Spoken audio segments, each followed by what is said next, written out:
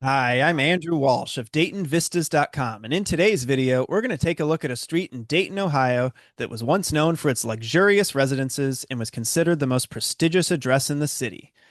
Those homes are long gone today, so we'll see what happened to them and what the sites are now, and along the way, we'll learn about some of Dayton's most prominent citizens and their companies that made the city into a powerhouse. The street in question is West First Street, where there once stood a concentration of some of the finest homes in the city. In 1902, a committee of visiting Englishmen led by Alfred Moseley came to the U.S. to investigate the conditions of American prosperity. They came to Dayton to tour NCR's factories, but also this quiet residential neighborhood just west of the Central Business District, and they were impressed by the wide streets and stately homes of the city's wealthy. A newspaper article even said that this street was once Dayton's Park Avenue. Quote, back in the 1880s and for a while preceding and after, if you wished to impress someone, you said, I called on Mrs. E. of West First Street. It was the nucleus of the leading residential section in those days, end quote. But by the time this nostalgic article was published in 1951, the prominent homes had already been knocked down and replaced. The story of downtown Dayton from the 19th century through the first half of the 20th largely involves a transition from homes to office buildings and other larger structures.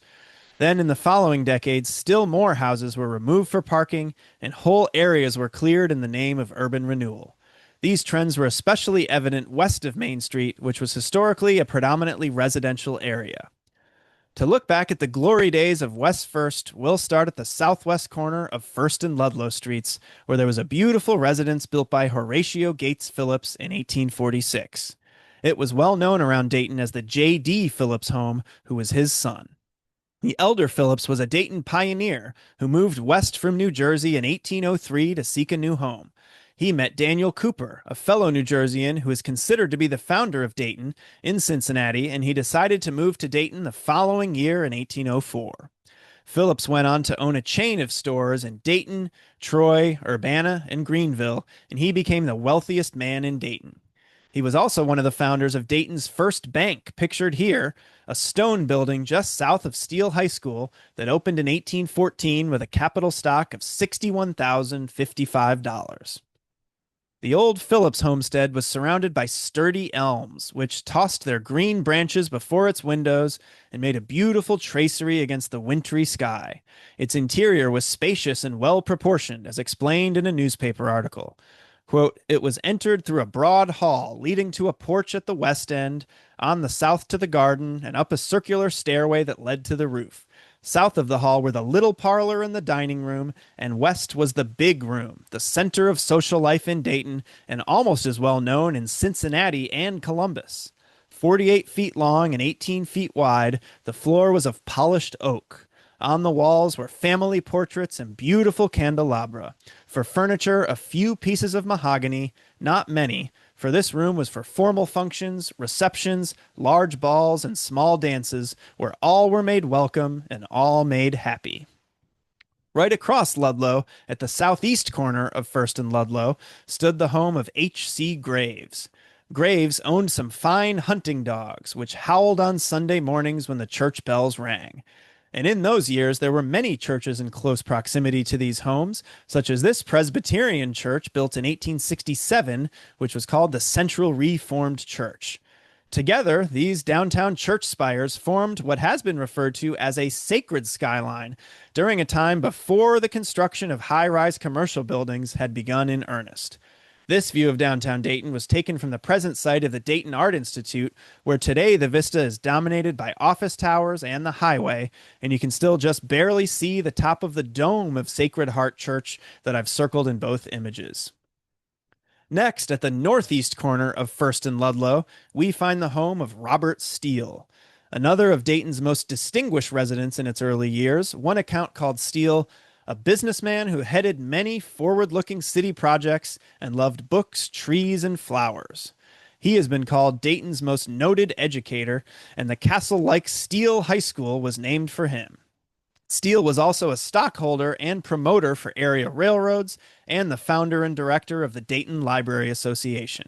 As for his home, he had a kindly way of gathering all his relatives under one roof. First, the house had 2 stories. Later, as his tribe increased, he built a third. And since Steele liked quiet, he added a bedroom and library for himself in a wing at the rear. And just to round out the intersection of First and Ludlow, we can see 2 old properties at the northwest corner that were owned by the King family for over 100 years. The home at 111 West First was built by Harvey King in 1851 and was owned by Rufus King until it was sold around 1930. On First Street to the east of the Steele home were 2 other magnificent residences belonging to Colonel Daniel Eldridge Meade at 23 West First on the right of this image, and W.P. Callahan on the left, both of which were built in the 1860s. Meade was one of the founding partners of the Meade Corporation, and by the time he died in 1891, it had become one of the largest paper manufacturers in the country. Headquartered in downtown Dayton for decades, it was one of the Central Business District's top tenants until it moved its headquarters to Connecticut in 2001. The Meade home was unique in that it featured 2 carved busts, one of Abraham Lincoln and one of Daniel Webster, on its front porch. Continuing east to the southwest corner of First and Main Streets, we see another beautiful residence, the Ebenezer Thresher home. Thresher was a Baptist minister and prominent manufacturer who owned the Thresher Paint Company, operated a sawmill business, and helped form the railroad car company that became Barney and Smith. At the northwest corner of First and Main Streets was the residence of Ezra Bim, another prominent Dayton businessman. His sons Joseph and Henry Bim built the Bim Fireproof Warehouse in 1912, where the wealthiest of Daytonians would store their valuables while summering in Europe. That building still stands and, incredibly, has been owned by the Lincoln Storage and Moving Company since 1916, when Henry Bim retired due to illness. Now let's look at the circumstances that led to the removal of these homes and the loss of the beautiful residential area. We'll start at the J.D. Phillips house. Before it was slated to be demolished, noted artist David Payne was in Dayton, and he said it was the loveliest house in Dayton, made record of it in watercolors, and gave the picture to the Dayton Art Institute. Payne pled that the home be saved, but to no avail. It was removed for the construction of the first phase of the Talbot Tower in the 1930s. The Graves home and those surrounding it were demolished in March 1927 for the Van Cleve Hotel, a 12-story, 236-room hotel which was built on the site.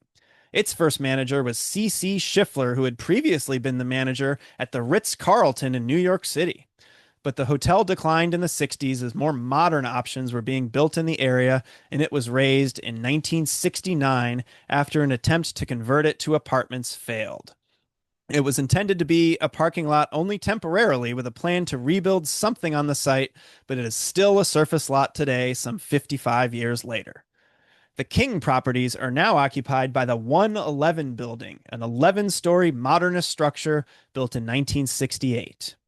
The Meade and Callahan homes were demolished for the First Street Garage, built in 1926 and the oldest freestanding parking garage downtown. Today, the ground floor is home to Rabbit Hole Books.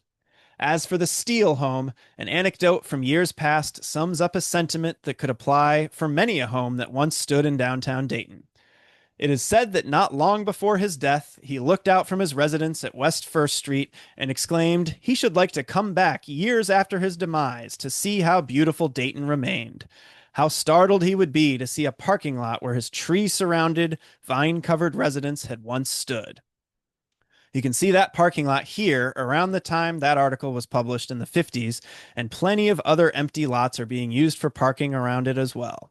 Compare that to a wider map of the same intersection from about 70 years earlier, and you see large homes on every lot, many of which we've just seen. So you can tell how close to each other all these prominent Daytonians were.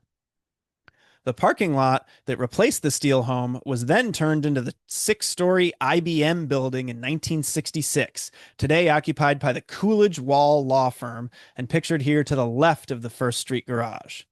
The Thresher home was removed and replaced by the Dayton City Club building, which only lasted until 1925, until it too was removed for the construction of the larger Harry's building, also known as the Barclay building, which recently was remodeled into the Hotel Ardent. The Bim homestead has a more gradual demise and is a really fascinating but ultimately disappointing story. In the early 1900s, a two-story commercial building was built out on both First and Main Streets in what had previously been the Bim homestead's front yard, the edge of which can be seen to the right of this image of First Street. It would all be torn down in 1951, displacing many still active businesses, including the Eatmore restaurant, Pfeiffer Shoe Repair, Miller's Sporting Goods, and several more. It was replaced by a parking lot, and that remained a surface lot for over 50 years. Today, though, it's the corner of a parking garage, which does at least have first floor commercial spaces, including the popular Flying Pizza restaurant on the Main Street side. Despite all these losses, however, there is one old home still remaining on West First Street, the Fowler Parrott home at 18 West First. It was built circa 1830, making it one of the oldest structures still left downtown, and the Greek Revival style design displays a striking simplicity. It was originally the home of Henry E. Fowler, a hardware store owner, and later was owned by Homer Parrott and his wife Elizabeth, who was Fowler's daughter. It was renovated significantly over the years, and from 1910 to 1930, it became the home of the Buzz Fuzz Club, a literary society founded in 1891 that got its name from a Dickens character. It housed a women's fashion retailer in the 50s and 60s, then after that was converted to an office building. It also stands today next to the other non-residential survivor on the street, Christ Episcopal Church, built in 1879 and also Greek Revival in style. So if you stand in just the right spot, you might still be able to get a very small sense of Dayton's old Park Avenue, despite all the massive transformation and all that's been lost. So that's it for today. If you like these videos, please subscribe, and you can also check out my research and latest writing on DaytonVistas.com. You can also pick up a copy of my book, Lost Dayton. And finally, I do talks and walking tours around town, so you can sign up for my email newsletter to stay up to date on all my work and events. Thanks, and see you next time.